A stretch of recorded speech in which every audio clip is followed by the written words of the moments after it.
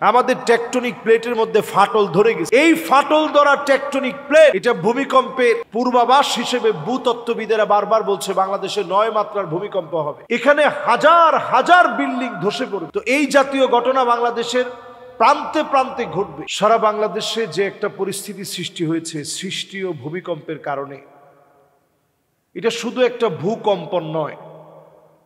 এই ভূমিকম্পের মধ্য দিয়ে আল্লাহ রাব্বুল আলামিন নরম সুরে একটা মেসেজ দিয়েছেন, আওয়ালা ইয়ারাউনা আন্নাহুম ইফতানুনা ফি কুল্লি আমিন মাররাতান আও মাররাতাইন সুম্মা লা ইয়াতুবুনা ওয়ালা হুম ইয়াযাক্কারুন।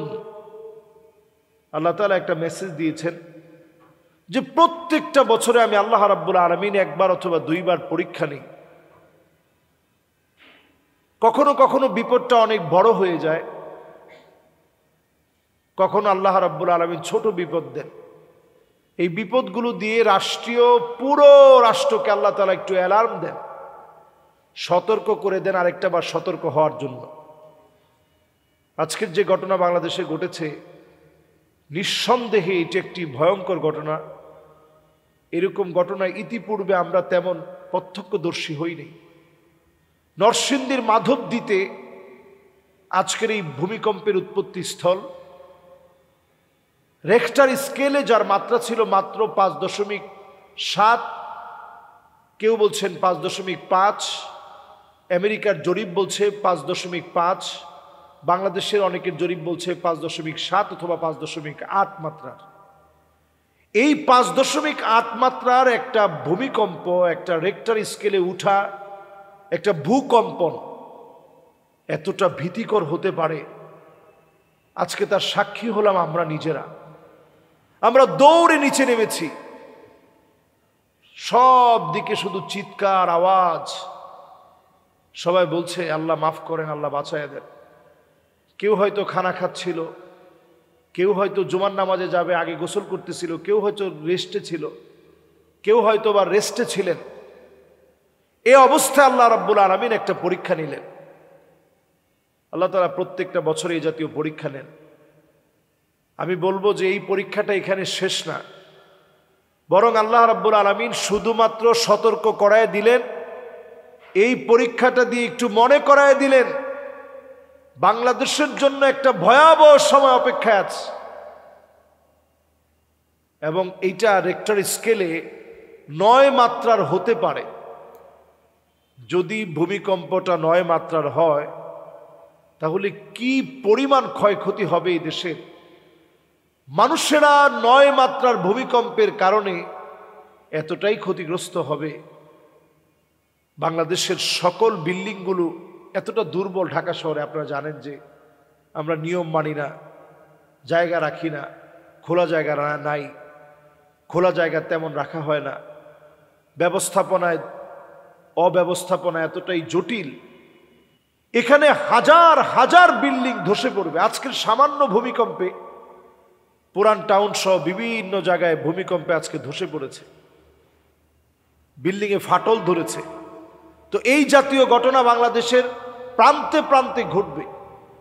এই ঘটনাগুলো থেকে যদি দেশটাকে বাঁচাতে চান, নবীজি আমাদেরকে যেভাবে সতর্ক করেছেন, টেকটনিক প্লেটটা কেঁপে উঠেছে, আমাদের টেকটনিক প্লেটের মধ্যে ফাটল ধরে গেছে। এই ফাটল ধরা টেকটনিক প্লেট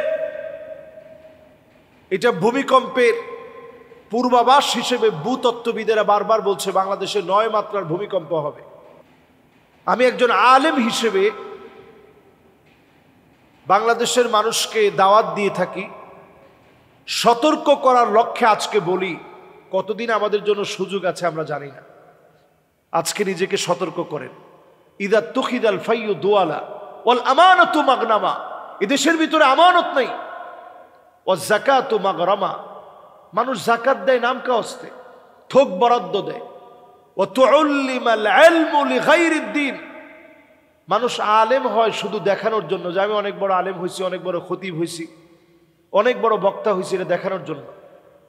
নবী আলাইহিস সালাতু ওয়াস সালাম বলছেন এমন অবস্থা হবে আতা আর রাজুলু ইমরাতাহু। স্ত্রীদের কথায় স্বামীরা এতটা অনুগত হবে, উঠবে বসবে। এমন অবস্থা দেখা দিবে আক্কা উম্মাহু,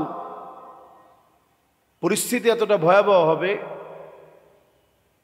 যে মায়ের অবাধ্যাচারণ করবে, আকসা আবাহু, পিতামাতার সাথে খারাপ ব্যবহার তো করবে, বাপকে দূর দূর করে তাড়ায় দিবে, আদনা সাদিকাহু, বন্ধুকে সবচেয়ে আপন বলে মনে করবে। এগুলো সব বাংলাদেশে হয়ে গেছে। এরপরে নবী আলাইহিস সালাতু ওয়াস সালাম বলছেন এমন অবস্থা হবে যাহারাতিল আসওয়াতু ফিল মাসাজিদ, মসজিদে মসজিদে হট্টগোল হবে, চিল্লাচিল্লি হবে, মারামারি হবে, শোডাউন হবে, ক্ষমতার দ্বন্দ্ব হবে, খতিবকে বাধা দিয়ে অন্যজন কথা বলবে। যাহারাতিল কাইনাত ওয়াল মাআজিফ, বাদ্যযন্ত্র বেড়ে যাবে, শুরিবাতিল খামর, মদ পান বেড়ে যাবে। জাইমুল কওমে আরজালুহুম, বড় বড় নেতারা যেগুলো ফাসিক মুনাফিক, এরা নেতা হবে, দুশ্চরিত্র লোক নেতা হবে। নবী আলাইহিস সালাতু ওয়াস সালাম বলছেন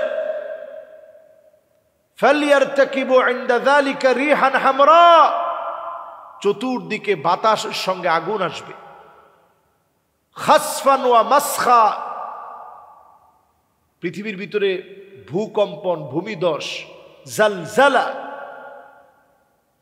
কাসরাতুজ জালাজিল, অনেক ভূমিকম্প হবে। বাংলাদেশে এই বিগত 2025 সনে কি পরিমাণ ভূমিকম্প হয়েছে আপনি একটু গুনে দেখেন। সুতরাং এগুলো আমাদের জন্য অত্যন্ত ভীতিকর বিষয়, আযাবের বিষয়, ভয়ের বিষয়। এই জন্য আল্লাহর কাছে আমরা পানাহ চাই, আমরা আমাদের নিজেদেরকে পরিবর্তন করি। যে এখনো নামাজের দিকে আসেন নাই, আল্লাহ তাআলা বলছেন আওয়ালা ইয়ারাউনা আন্নাহুম ইফতানুনা ফি কুল্লি আমিন মাররাতান আও মাররাতাইন, প্রত্যেক বছরে একবার অথবা দুইবার আমি আল্লাহ তাআলা পাকড়াও করি। সুম্মা লা ইয়াতুবুনা ওয়ালা হুম ইয়াযাক্কারুন, এরপরও তোমরা নামাজের দিকে আসো না, কল্যাণের দিকে আসো না, তোমরা আমি আল্লাহকে স্মরণ করো না, তাওবা করো না। আজকের এই ভূমিকম্পের পরে যদি নিজেদেরকে শুধরে নিই, অবশ্যই আল্লাহ রাব্বুল আলামিন আমাদের কাছ থেকে আযাব উঠায় নেবেন, গজবটাকে আল্লাহ তাআলা উঠায় নেবেন। আল্লাহর কাছে আমরা কায়মানু বাক্যে ক্ষমা চাই। আল্লাহ এই দেশের উপরে আল্লাহ আপনি প্রতিশোধ নিয়েন না, আল্লাহ এই দেশের উপরে আপনি মুনতাকিম হয়ে যান না, আল্লাহ এই দেশের উপরে আপনি রহম করেন, মাফ করে দেন। ভূমিকম্পের প্রভাব থেকে আল্লাহ আপনি আমাদেরকে হেফাজত করেন। আসসালামু আলাইকুম ওয়া রাহমাতুল্লাহি ওয়া বারাকাতুহু।